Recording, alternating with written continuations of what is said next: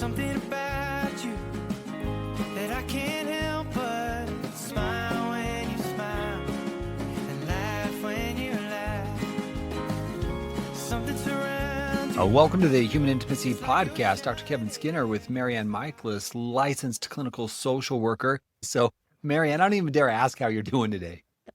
You know, Dr. Skinner, a couple of days ago, I lost my voice. So I'm grateful to have a little bit of a voice back. And yes, you know, as life just kind of hits you. And it's interesting to me how stressors can pile up and how they can really take such a big toll. On the immune system and just tired, fatigue, stress. Yeah. So, and anyway, MaryAnn, my hope is that you get feeling better soon. And I thank you for having the courage to join today and being willing to do this. So thank you. I'm gonna let you do more talking today. So all right. So today's topic is something that I have been thinking a lot about, MaryAnn. And the reason why is because I have had so many people in the last few months come to my office and they've done something that they regret deeply. In many situations, they've hurt their spouse through their sexual behaviors, or they've made other decisions that have hurt people. And as I've sat with them and I'm trying to understand their story, I often hear statements like, I don't even know how I got to that space. How did I get to that place where I hurt the person that I care about and I love the most? Or how did I get to the place where I wasn't even thinking? And to me, MaryAnn, that is a question I wish we could address before it's a problem, not after.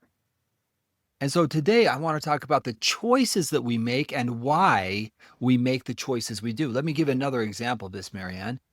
I often ask somebody who had been betrayed or somebody who's trying to make an important decision regarding their relationship, how are you going to make this decision? What are the variables or what are the things that you're looking for as you make this incredibly important decision? Far too often, MaryAnn, I hear people say, I don't know how to do this. So my hope is today to really look at the choices that we're making and invite our listeners to reflect on how they're making decisions, because I think it's such an important part of our lives that I'm not sure we're actually slowing down enough to make such incredibly important decisions and even having a roadmap of how to make those decisions. this week I have been working on our online course for RISE, Hope and Healing After Sexual Betrayal. And this week I've been working on one of the exercises we've got in there is looking at music and the power of music, songs about betrayal trauma, the different phases of betrayal trauma. And it was just interesting. There's a lot of songs there's one called Bust Your Windows. I'd never heard it before, but the whole thing's about a woman who'd been betrayed who was like super destructive, doing super, super destructive things because of her pain. And what I often see is oftentimes I'll see a betrayed partner have a lot of shame and a lot of pain about, I found out that I'd been betrayed and then I did this thing. That there's a lot of shame about, there's a lot of regret about. And so I think as we start this conversation, it's really important to look at what in the language of IFS, internal family systems, we call firefighters. And our firefighters are parts of us. I think they're the subconscious ones that aren't thinking clearly. If my house is burning down, a fireman doesn't really care about my really expensive painting, doesn't really care about my really expensive piano or anything that I've got in my house. All they care about is putting out the fire. And so they come in and spray everything and they are just stopping the fire. And I think in this context, to make sure that we're addressing that, because there is oftentimes a subconscious part of us that comes out that acts almost on autopilot and it's very destructive.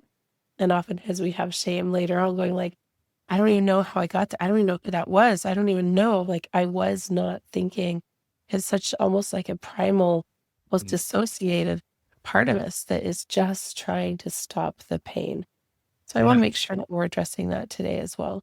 Yeah, and I think that's an important point because sometimes when I ask people the question, whether they've been the one who was betrayed or they were betraying their spouse, when I ask the question, like, for example, when I've seen people who've been really angry at their spouse after discovering betrayal and they do things that have been, as you said before, sometimes it's just downright like, I lost myself. I could not even rationally think.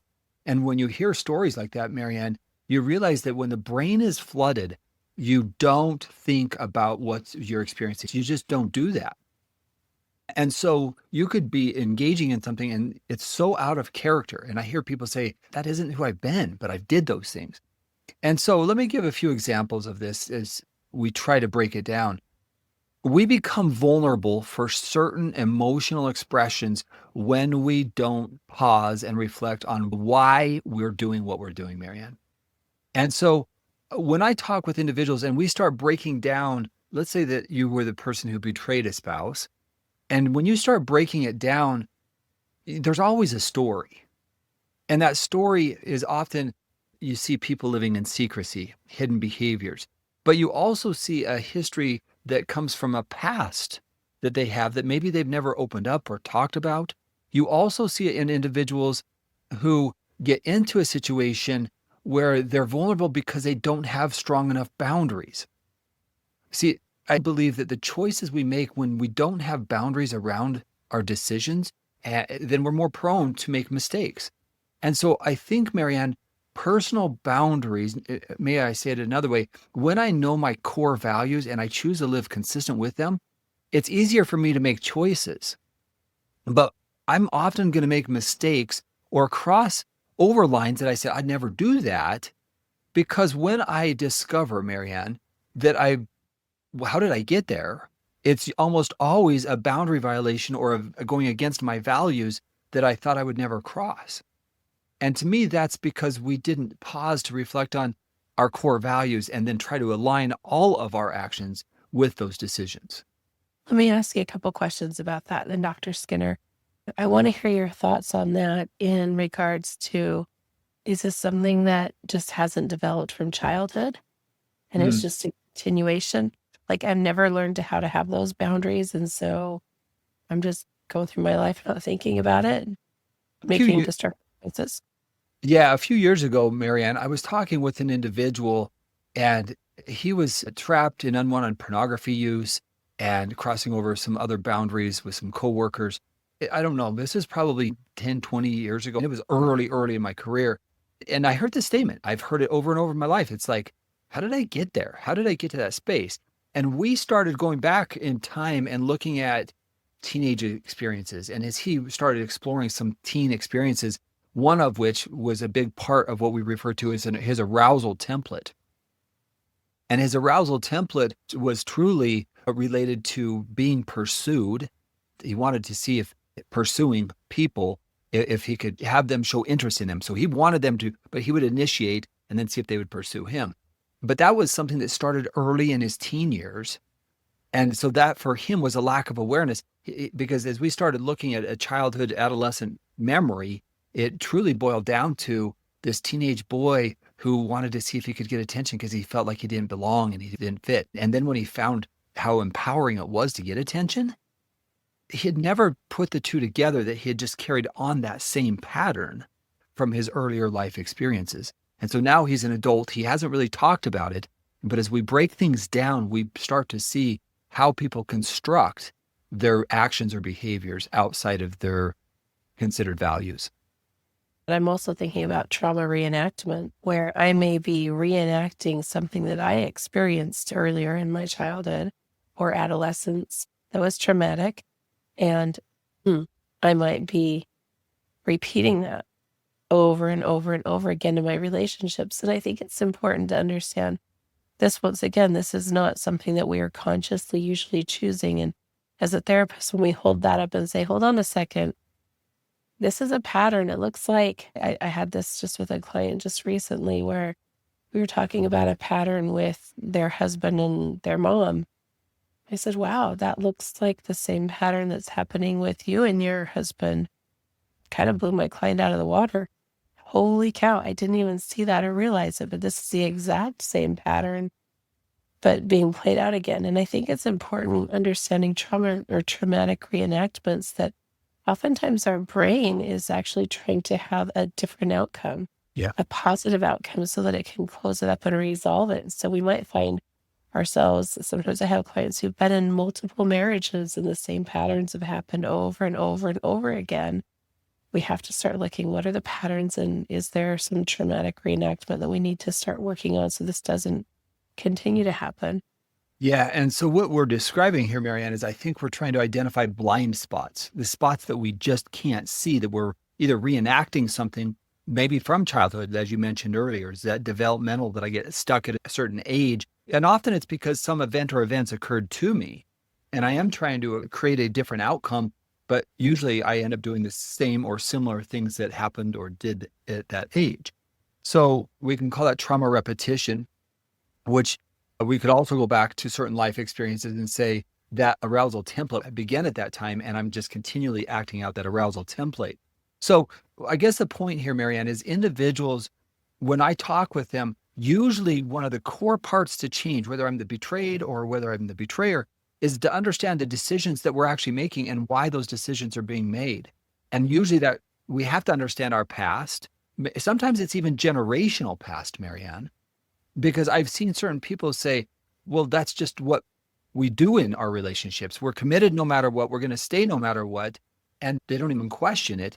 And yet they tolerate things that are extremely hurtful, painful, even abusive at times, because that's just what's expected. That's what we do. Yeah, I have two thoughts on that. First of all, I've seen with my own adult children, one of my daughters will sometimes come to me and say, Mom, we'll be talking about something, and she'll have a whole, this happened, this happened, this happened. And really her actions were formed based on an interaction that we had.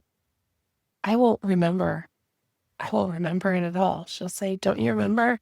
You said this, and that's why I've been doing this. And I'll just be dumbfounded and, oh, I have no recollection whatsoever. That is not what I meant. And that was not healthy parenting or whatever. And I'm really sorry.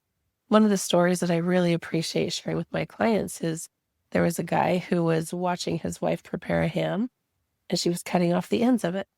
And he was like, why are you cutting off the ends of the ham? She's like, I don't know how you're supposed to do it. That's how I learned how to do it.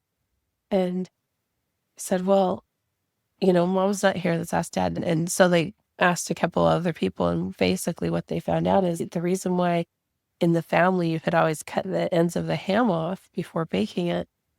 It wasn't because it was like a proper cooking technique. It was because the pan wasn't big enough for the ham. And this is something that got passed down generationally. When we make a ham, we always cut off the ends. It had no reason. It had no purpose, but it was something that had been learned. It's down, right? That's just what we do. Right. And to me, that, MaryAnn, is a really important concept. I think, again, I talk about blind spots, but we can also live in patterns that we're so afraid to break that we just keep doing the same things. So to our listeners, I think my first question, if you were to reflect and ask yourself the question, what decisions am I making in my life? Let's just start with self. Like, what patterns am I in that maybe I need to take away, or I need to change some of the patterns that I've been engaged in, some of the behaviors, maybe even some of the thought patterns, some of the emotions. So I think first step, MaryAnn, is I have to look at, what do I want to change? And am I willing to make the effort to create the change that's necessary? So I think, Dr. Skinner, as I'm hearing you say that, I'm thinking if I were listening to this, I'd be like, these are blind spots. How would I find that? We're talking about insights and things we need to change, but if they're not things that we see or that we're aware of, how do I get there? It's a great question. And my initial response is we have to pause and find what's uncomfortable to us. Like, it could be a sleeping pattern.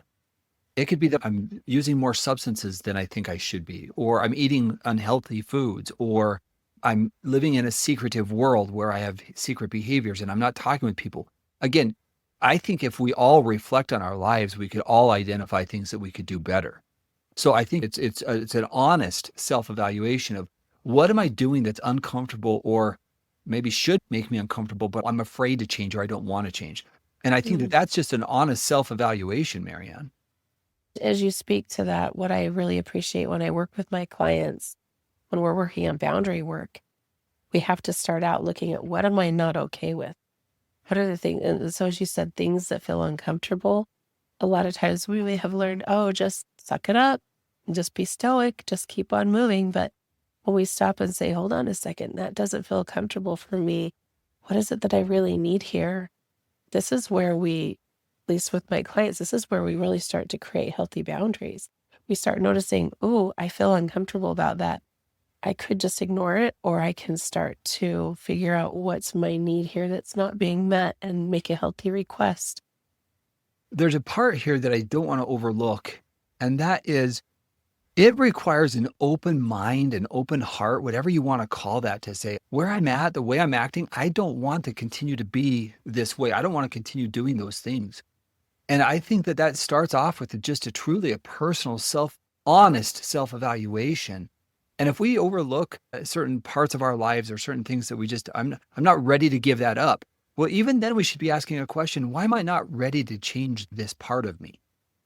And MaryAnn, when I have found individuals that have the greatest change, it's usually because they've started in a place like, I don't like where I've been. I don't like who I've been, or I don't like what I've been feeling. Something has to change in my life.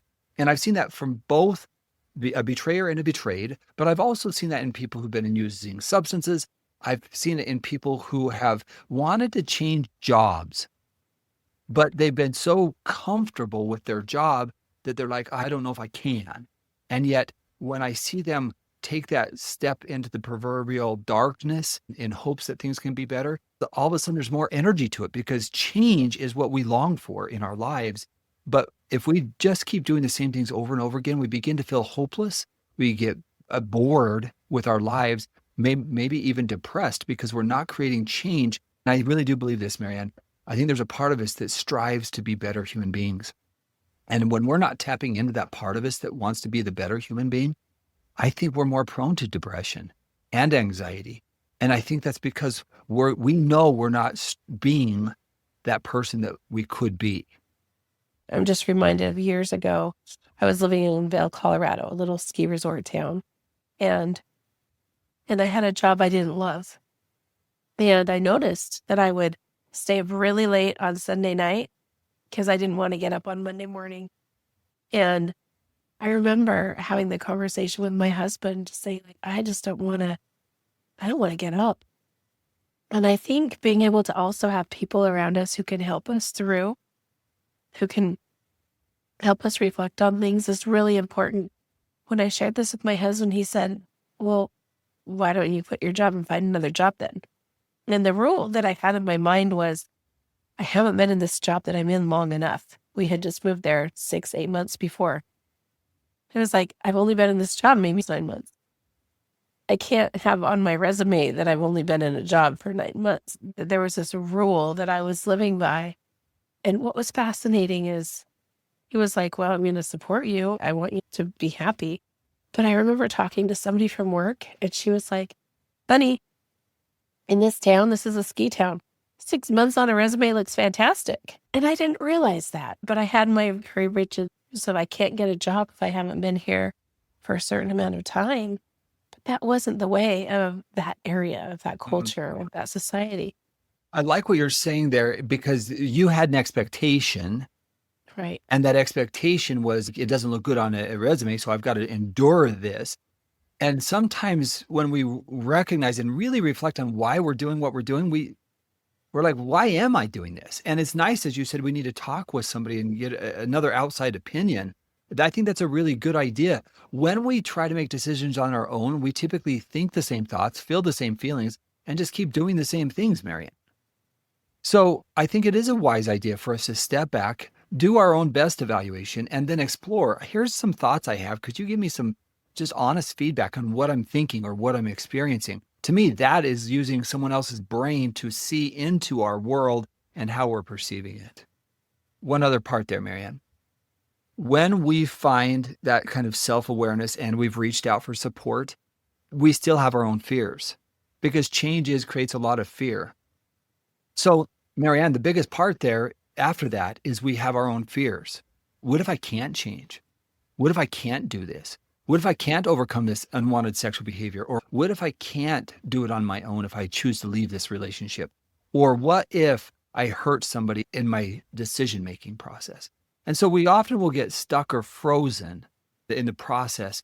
And what I would want to say to that, if you have a fear, you still need to be exploring even your fear. Like, what is the worst thing that would happen? And are there ways to alleviate that? A few years ago, I was doing a training at a conference for therapists, and we were talking about certain boundaries. An individual, as he was going through his personal boundaries, did this whole exercise, shared it with the group, and then he raised his hand and said, I've got to quit my job. And realizing his own awareness and his own boundaries is like, I'm not happy where I'm at. Why am I doing what I'm doing? But it was a reflective process. He shared it with the group. They supported and listened, provided a reflection for him. He's like, thank you guys. You guys helped me come to this awareness just because it was something that had been weighing on him. And he just realized, I'm not being the person that I want to be in this job. Dr. Skinner, I think it's important in here. If we're in a fight or flight or freeze, we're usually not going to be having these insights. We've got to be in a calm place. We've got to be taking some time, slowing down to be with ourselves, to be able to have these strokes of insight, to be able to see ourselves clearly. Yeah. And I think in this conversation, I also just want to point out that I think this is really important just to really look at our relationships as we're talking about how do I figure out what needs to change? We've got to look at how am I showing up in my relationships? I'm not sure how to do this. I'm not sure where I need change. When I speak with groups or individuals, I'll say, we can pretty much ask anybody, what are 3 things you need to change in your life right now? And most people can come up with 2 or 3. But being able to really look and saying, if I'm being abusive verbally or emotionally in a relationship, if I'm not showing up honestly, if I'm calling names or yelling or just not speaking kindly, I know that. At least for me, that's not how I ever want to show up. And so being able to listen to myself, for me, I call it feeling like I've been slimed. Feeling like, ooh, this is how my body feels. I don't want this. And MaryAnn, to add to what you're just saying there, when we do that, and you use the word feeling slimed, I don't like what I feel based on my behaviors and my actions. And what I've come to realize is when we get to that point, we have a choice. I can dismiss my behaviors and I can find a way to blame other people or criticize other people and shift the responsibility away from me, which is really a shame-based response. When I respond negatively or critical, when I'm completely honest and I really say, I don't like what I did there or I don't like what I've done. And when we take ownership of that, that takes courage to say that was just wrong. I walked down that path and that was not healthy behavior. And I don't want to be that person. And I think that's the crux of what we're talking about is having that insight to be able to see ourselves and say, I don't like that. That's not who or how I want to be.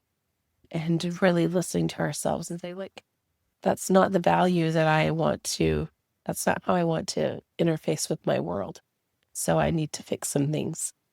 Yeah. And then if we add to this, a few weeks ago, we did a podcast on the process of change.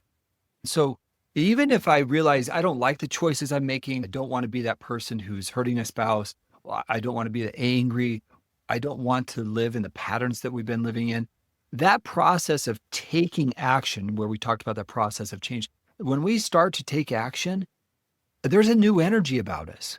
It's like there's a hope because we're doing something different. And so the process of making the choices, when you make a choice to do something and you start acting on it, it gets more and more momentum because you've acted on what you felt you should be doing. And that to me is a really powerful thing to do. Several years ago, I had a guy show up in my office and he said, what are your goals? What do you want to be working on? What do you want to do here in therapy? And he said, well, people have told me that I'm a narcissist and that I need counseling. And so I don't know, but I'm here because that's what people have said. And so sometimes we might not have the insight. He wasn't sure, but other people had said, hey, there's some problems going on for you, bud. Might want to get some help. And what I appreciated is that he was open enough to be able to say, I'm not sure if that's true or not, but let me go explore that. Let me go get some help and explore that because I can't quite see it. And MaryAnn, what I think is important in that, the way he responded, the word I would use is humble. Right. It requires us to be humble to ask, is this feedback right? Am I doing things that are selfish or so self-focused that I'm not seeing the way that my actions influence other people. I've often thought about the concept of the most successful people I see in recovery, MaryAnn. I can always attribute it to a sense of humility or being humble. Mm. I'm open to learning. I'm open to feedback. I'm receptive. I want to be a better human being. And I think we can even be humble with ourselves when we start doing a self-analysis in our lives. And humility is, I don't like what, as you said, that sliminess. It takes a humility to say, I need to stop. I need to improve. I need to be better in this way. Because if we did that, I think our society, we would be more loving. We would be more kind. We would be better humans because we aren't afraid of change. Love that, Dr. Skinner. I'm just thinking, I always come back to self-compassion as we wrap this up. Going back to that client I had previously just mentioned, one of the things that was fascinating as we worked together is he had so much trauma. And yes, other people on the outside said, hey, you may have some narcissistic traits. There may be some stuff going on. And as I got to know him and understand him, once again, he was acting and maybe some subconscious behaviors. Just he had some firefighters. He had some ways that he was showing up, and he was really trying to deal with his trauma. And so for our listeners today, I really want to invite you to hold up a mirror. Hold up a mirror and look at yourself and say, are there messages that others have shared with me, that areas that I need to change? Or are there areas where, I've acted against my value system? Who and how do I want to be? And also to give yourself compassion, because I think we're all works in progress. And as we talked about before, oftentimes when there's trauma, oftentimes because of, earlier I talked about my daughter who will have these ideas or belief systems that came from something that I said. We all carry those around. And so if we can give ourselves compassion and grace and then say, okay, and now what? Yeah. And what we're really talking about, really, if we break down the choices that we make in life, we're really starting off saying, do it with awareness, do it with this insight, seek personal insight. And then once you've done that, reach out to other people, get their feedback, be humble. And really what we're talking about here, MaryAnn, is character development. And I remember reading some about Ben Franklin, and apparently he worked on certain values. And he said, I want to work on these things. And he would work on it until he had developed that character trait. And to me, in our society, I think we've lost the focus of asking, am I being my best self? Am I showing up in the way that I'm proud of?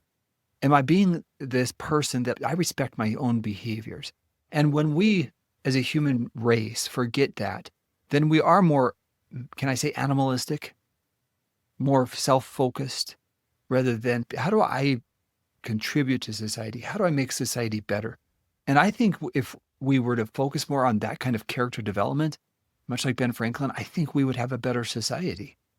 And so as you make choices today, my invitation is to invite you to pause, to reflect, and start with looking at self. And then as you make important decisions in your life, make them with the insight because you've slowed down, you've analyzed where you've been. When you need more feedback, reaching out and then act upon it. My closing words are the concept that comes from Joe Dispenza. And he talks about how 95% of what we do is autopilot. And I remember years ago going out on my morning walk and realizing we do the exact same walk every single morning. Same roads, everything. And just stopping and saying, hold on a second, I'm going to turn right here instead of left. Here, I'm going to do something that's a little bit different. Realizing that our brains, they crave change. They crave things that are different. And when I say like 95% of what we do is an autopilot, I don't have to teach myself how to tie my shoes. I don't have to teach myself how to drive a car every time that I go to drive my car. Those are things that my brain already knows how to do. But our brains are wired for novelty, for newness, for change. And so as we're wrapping up today, I would love to challenge our listeners to start noticing, where am I on autopilot? And where do I maybe need to do some intentional make some intentional choices that will be healthier and better for me in my life. Thank you so much, MaryAnn. I know you're gutting out today's podcast with your health, so thank you so much. To our listeners, we hope that as you reflect on where you're at in your life, that you're going to be able to see some ideas or some strategies or some things that, you know what, I want to be better. And that's our hope, is that you'll take that from this. Now, with that being said, MaryAnn, I am so excited about the second annual Human Intimacy Conference, March 13th and 14th of 2026. What I'm so excited about is we have an incredible lineup of experts who are going to be talking about all things sexual betrayal, betrayal trauma, healing, overcoming unwanted sexual behaviors, and then really repairing the relationship. I've been in contact with some very dear friends, Dr. Jill Manning, Michelle Mays, just two of the highlights. Just so excited that they're going to be joining us again, and many, many others who were with us last year. So to our listeners, we're going to put a link in this podcast show notes. We invite you to sign up early. There is a discount, half off, and we encourage you to use that discount to get your seats soon. MaryAnn, the other thing I'm so excited about is our podcast, Rise, Hope and Healing from Sexual Betrayal. I'm excited that it's moving forward and our listenership is growing in that one, because I think a lot of people are like, I need some more focused on my betrayal, on helping me heal from betrayal. And then the Reclaim podcast, I just launched the 12th version of that, or 12th podcast, and that's for helping people overcome unwanted pornography use. So those are some resources to our listeners. We hope you'll take advantage of them, and we thank you for your time today. And MaryAnn, you get feeling better. Thank you. Thank you.